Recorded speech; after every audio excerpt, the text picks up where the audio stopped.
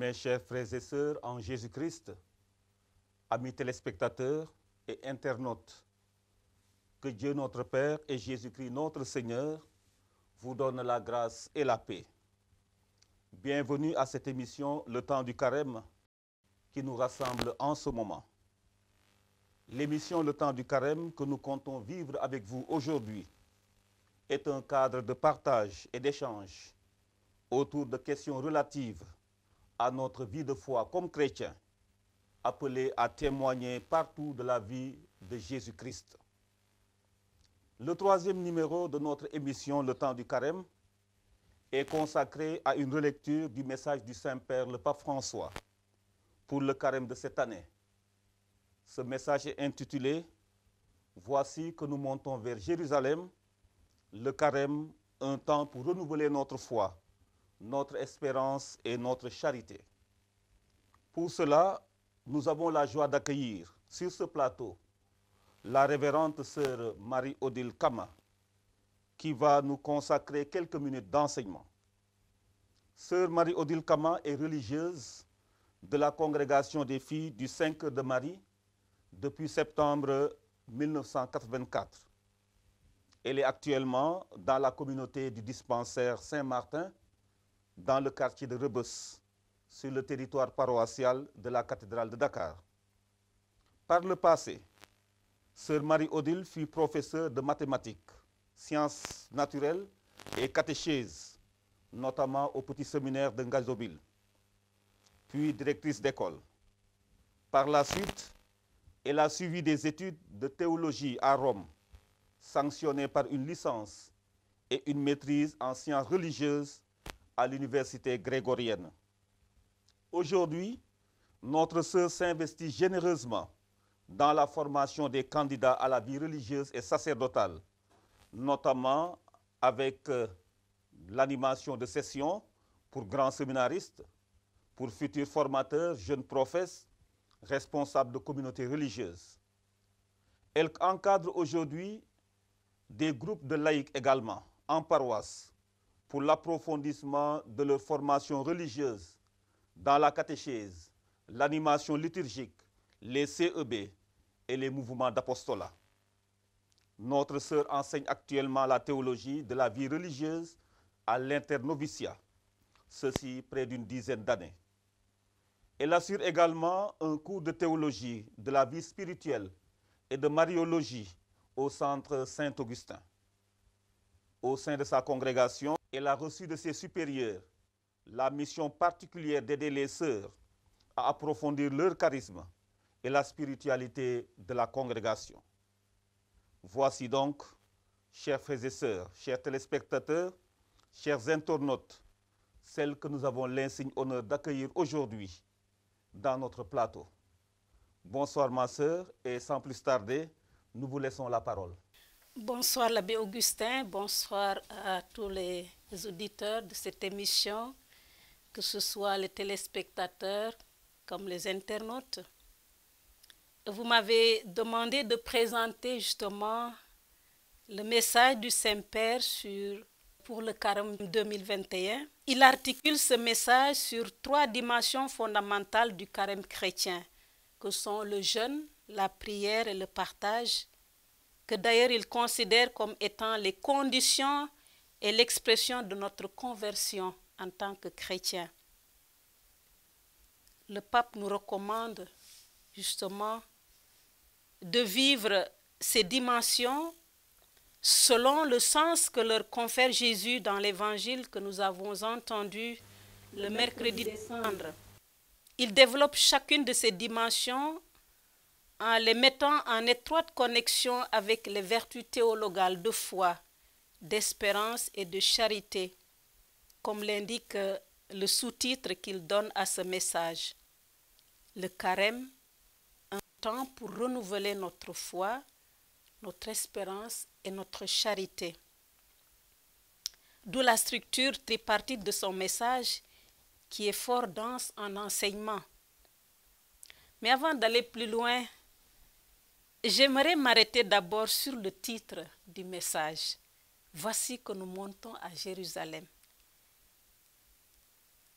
C'est une parole qu'il emprunte à Jésus dans l'évangile de Matthieu au chapitre 20, verset 18. Il me semble qu'il n'est pas inutile de regarder le contexte dans lequel le maître avait prononcé cette parole. D'abord, rappelons-nous que dans la tradition biblique à laquelle appartient Jésus, de même que ses disciples, Jérusalem évoque le lieu saint des Juifs. C'est le lieu saint des Juifs. Elle est pour Israël la ville sainte par excellence, qui abrite le temple. Le temple qui est le symbole de la présence de Yahvé au milieu de son peuple. Jérusalem est un lieu de rencontre, de prière et d'adoration du Dieu saint d'Israël. C'est un lieu de pèlerinage aussi, un symbole de la foi juive. Autant que possible, le fidèle juif effectue chaque année 3 pèlerinages, dont celui de la Pâque. Et nous nous rappelons qu'en Luc chapitre 2, versets 41 à 43, eh bien, Jésus et ses parents ont effectué ce pèlerinage, selon la tradition. Jérusalem, dont le nom signifie « cité de paix », est aussi le lieu de l'accomplissement des promesses, l'accomplissement des Écritures, comme le dira Jésus aux disciples d'Emmaüs, la cité de la mort et de la souffrance. Et Jésus dira, la ville qui tue les prophètes et lapide ceux qui lui sont envoyés. Il le dit en Luc 13, 34, ajoutant qu'il n'est pas possible qu'un prophète périsse hors de Jérusalem. Lui-même, le Fils bien-aimé du Père, qui est venu donner librement sa vie pour que le monde ait la vie, lui ne sera pas épargné. C'est à Jérusalem qu'il accomplira parfaitement les Écritures, là où il va verser son sang pour le salut de l'humanité. Ainsi, alors qu'approche la Pâque juive, Jésus décide d'aller en pèlerinage à Jérusalem en compagnie de ses disciples, tout en sachant pertinemment qu'il n'en reviendra pas. Et c'est en cours de route qu'il prend les 12 en aparté et leur dit, « Voici que nous montons à Jérusalem. Le Fils de l'homme sera livré aux grands prêtres et aux scribes. Ils le condamneront à mort et le livreront aux nations païennes pour qu'ils se moquent de lui, le flagellent et le crucifient. Mais le 3e jour, il ressuscitera. » Nous connaissons fort bien les événements marquant la fin de la vie terrestre de Jésus. Événements qui vont tous se dérouler à Jérusalem. Son entrée triomphale dans la ville sainte, l'institution de l'Eucharistie, son agonie et son arrestation au jardin des Oliviers, les souffrances et humiliations de sa passion au cours de laquelle il va révéler ouvertement son identité royale. Sa crucifixion comme un scélérat entre 2 bandits. Son pardon aussi et sa prière en faveur de ses bourreaux. C'est fort. Et finalement, sa mort et sa résurrection. Toutes ces preuves d'amour authentique de Jésus, toutes ces preuves de son amour entier et sans condition constituent désormais l'enduit, je dirais l'enduit, le maquillage peut-être dirais-je, du visage de Jérusalem. Et cela, il me semble que notre Saint-Père, le Pape, semble vouloir nous le rappeler dès l'entame de son message. Il nous invite à prendre en compte toute cette riche symbolique de Jérusalem et voir dans le carême chrétien un temps de conversion. Un temps de conversion qui nous est offert pour renouveler notre foi, notre espérance et notre charité à la suite de ce Christ qui nous a aimés et qui nous a aimés jusqu'au bout.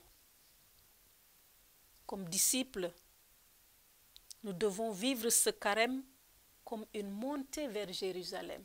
Une montée vers Jérusalem en compagnie de notre Seigneur Jésus, sachant que ce parcours culmine toujours dans la célébration du Triduum pascal, qui est le mystère de la mort et de la résurrection du Christ, que nous célébrons la nuit de Pâques. Et c'est pourquoi le pape nous dit l'itinéraire du carême, comme itinéraire chrétien, est déjà entièrement placé sous la lumière de la résurrection, qui inspire les sentiments, les attitudes, ainsi que les choix de ceux qui veulent suivre le Christ.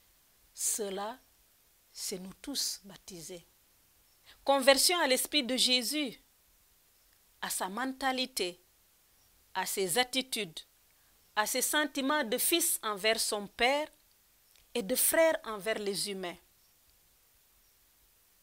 Le jeûne, la prière et le partage que Jésus a enseigné et vécu dans l'amour, l'humilité et la discrétion, selon Matthieu 6, 1 à 16. Ces attitudes sont les conditions et les expressions concrètes de notre conversion.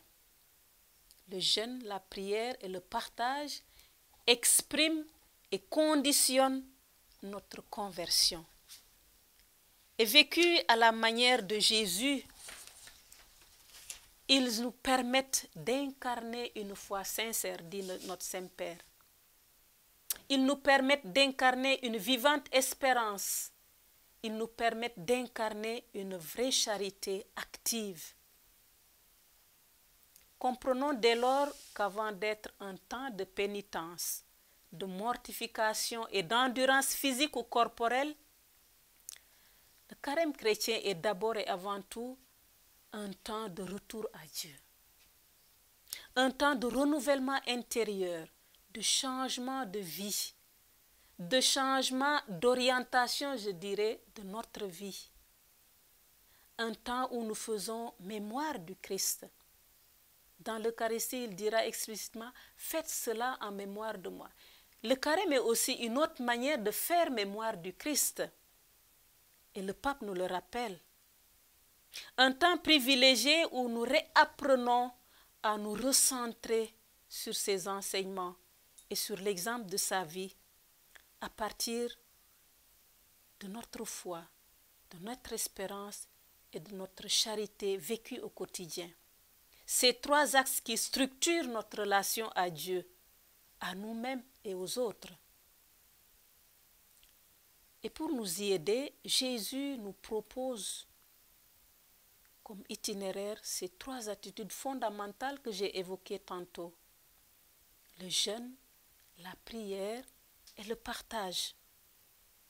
Et c'est sur ces attitudes que le pape structure son message. Et dans un premier point, il nous parle de la foi qui nous appelle à accueillir Jésus-Christ vérité et à en devenir des témoins devant Dieu et devant tous nos frères et sœurs.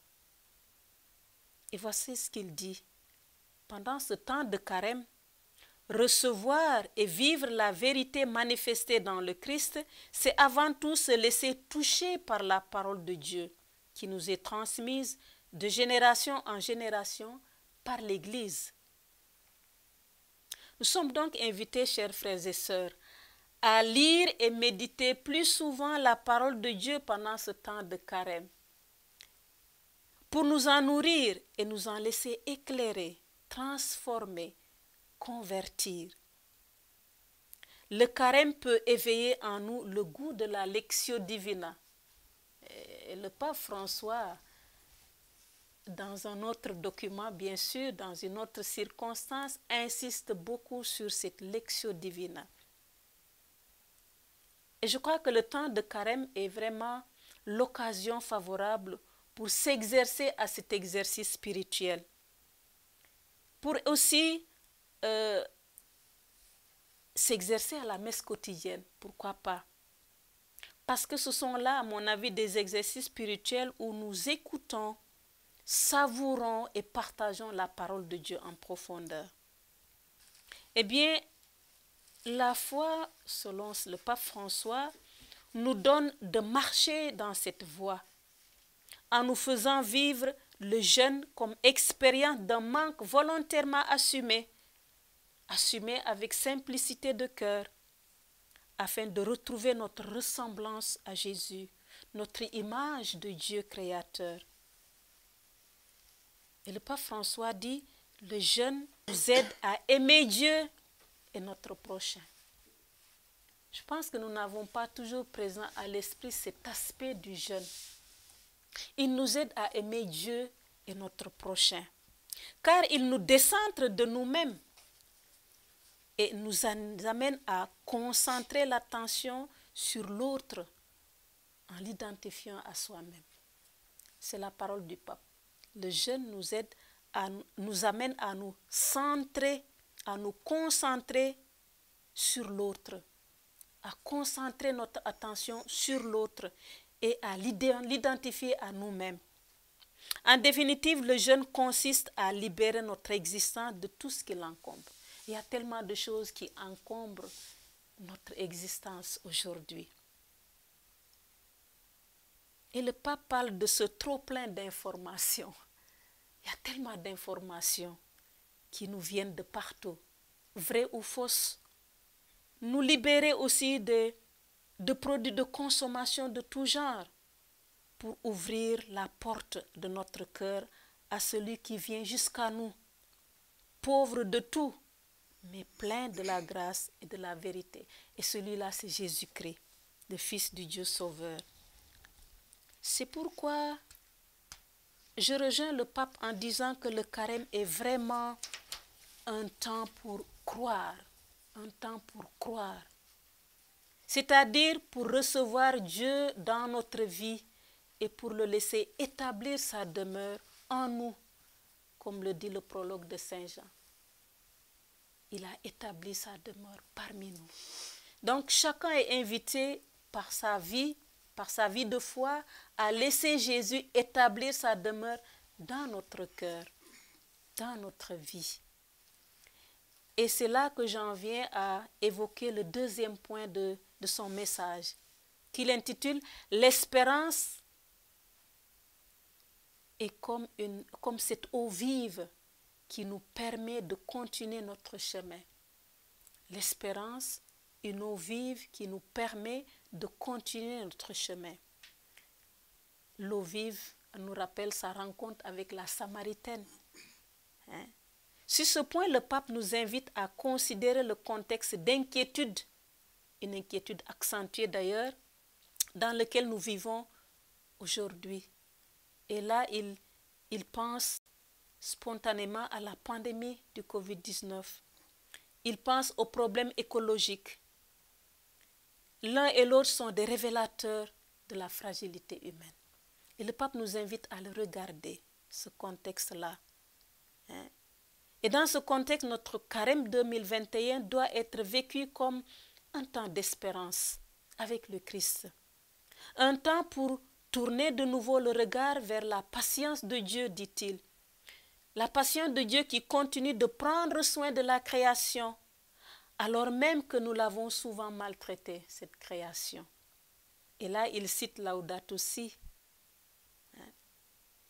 Or, dit-il, espérer avec le Christ et grâce au Christ, c'est croire que l'histoire n'est pas fermée sur nos erreurs, nos violences, nos injustices et sur le péché qui crucifie l'amour avec A majuscule. Espérer, c'est puiser le pardon du Père dans le cœur ouvert du Christ, en se laissant réconcilier avec Dieu à travers une démarche personnelle de conversion concrétisée dans le sacrement de la réconciliation. Ceci doit nous amener, chers frères et sœurs, à faire une réelle prise de conscience de notre responsabilité, je dirais individuelle et collective à la fois, dans les maux qui menacent la vie humaine au sein de nos différents milieux de vie. Et essayer d'y remédier, selon notre mesure bien sûr, à travers un engagement personnel à bâtir un vivre ensemble pacifique. D'où ce conseil que je trouve très pertinent du Saint-Père et aussi très pratique. Quand il dit, pendant ce carême, appliquons-nous à dire des mots d'encouragement qui réconfortent, qui fortifient, qui consolent, qui stimulent au lieu de paroles qui humilient, qui attristent, qui irritent, qui dénigrent. Là, il cite Fratelli Tutti, son encyclique, sa récente encyclique Fratelli Tutti, sur la fraternité et l'amitié sociale. Et il continue, parfois, pour offrir de l'espérance, il suffit d'être une personne aimable. C'est une mission, à mon avis, qui nous est assignée par Jésus lui-même. Et pour s'en acquitter, il convient de donner toute son importance à la prière. La deuxième dimension de notre chemin de conversion, la prière, le cœur à cœur avec Dieu. Car selon le pape, dans le recueillement et la prière silencieuse, l'espérance nous est donnée comme une inspiration et une lumière intérieure qui éclaire les défis et les choix de notre mission. Voilà pourquoi il est déterminant de se retirer de temps en temps pour prier et rejoindre dans le secret le Père de toute tendresse. Ceci nous fait camper sur le troisième point de son message. Troisième point qui a justement trait à la troisième vertu théologale, la charité. La charité, dit le Saint-Père, quand nous la vivons à la manière du Christ, dans l'attention et la compassion à l'égard de chacun, est la plus haute expression de notre foi et de notre charité. Cela me fait penser à la parole de Saint Paul dans Corinthiens 1,13. Il y a les trois, la foi, l'espérance et la charité, mais la plus grande des trois, c'est la charité, parce qu'elle ne passe pas. Elle demeure éternellement. Cette charité, elle est l'élan du cœur qui nous décentre de nous-mêmes et crée avec autrui un lien de partage et de communion fraternelle. Certes, c'est un don de Dieu, mais un don qui nous dispose à prendre soin de l'autre. C'est le don par excellence qui dispose le cœur humain à prendre soin du prochain. Ainsi, prendre soin du prochain participe à sa croissance et à son épanouissement. Et je crois que dans le contexte actuel, contexte de pandémie, d'inquiétude, l'autre, c'est toute personne se trouvant dans des conditions de souffrance, de solitude ou d'angoisse à cause de cette pandémie justement. C'est là qu'intervient la pratique chrétienne de l'aumône. L'aumône qui est la troisième condition de notre conversion. Avec un geste de charité posé en toute discrétion, nous offrons un message de confiance, de réconfort et de sécurité et faisons sentir à l'autre que Dieu l'aime comme son propre enfant. Et le pape reprend ici une parole que je trouve très forte de son encyclique Fratelli Tutti. Il dit: ce n'est qu'avec un regard dont l'horizon est transformé par la charité, le conduisant à percevoir la dignité de l'autre, que les pauvres sont découverts et valorisés dans leur immense dignité, respectés dans leur mode de vie et leur culture, et par conséquent, vraiment intégrés dans la société. Invitation nous est donc lancée pour opérer un déplacement de priorité durant ce temps de carême. Parfois, nous donnons tellement de place à la mortification, à l'endurance, où nous semblons prouver nos... Voilà. Eh bien, le Saint-Père nous invite à faire un déplacement, à aller plutôt vers la conversion d'attitude, de comportement, à mettre l'accent sur la conversion de nos mentalités, de nos comportements, de nos attitudes qui seraient en inadéquation avec l'esprit des béatitudes. Je crois que c'est l'essentiel du carême chrétien. Et vraiment, le Saint-Père nous invite à mettre l'accent sur cette conversion intérieure durant ce chemin de carême. Et en conclusion, il va nous lancer un dernier appel pour dire à chacun et à tous que nos efforts de conversion ne doivent pas se limiter à cette période de carême. Que les vertus théologales sont à réactiver en permanence tout au long de notre vie, autant que possible, bien sûr. Hein? Et j'aime bien cette conclusion qu'il donne à son message en disant: chers frères et sœurs, chaque étape de la vie est un temps pour croire, espérer et aimer.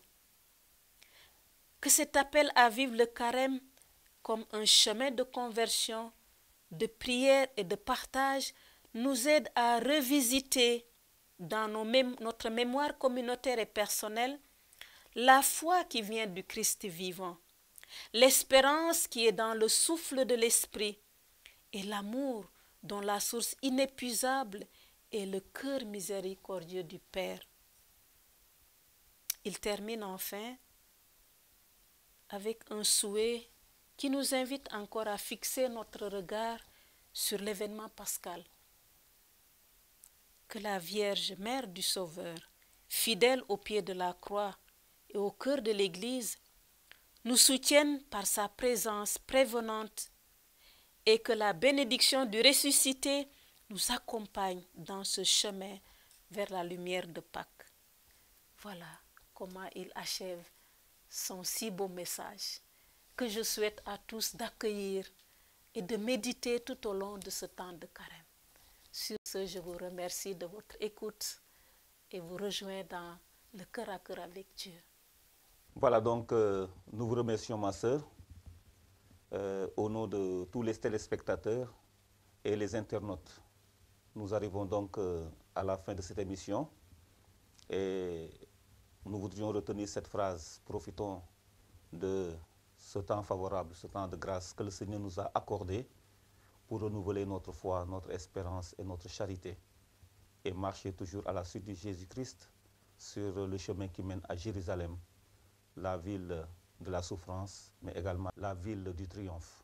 Je réitère mes vœux de joyeux et saint temps de carême à tous et à toutes et nous vous donnons rendez-vous vendredi prochain à la même heure.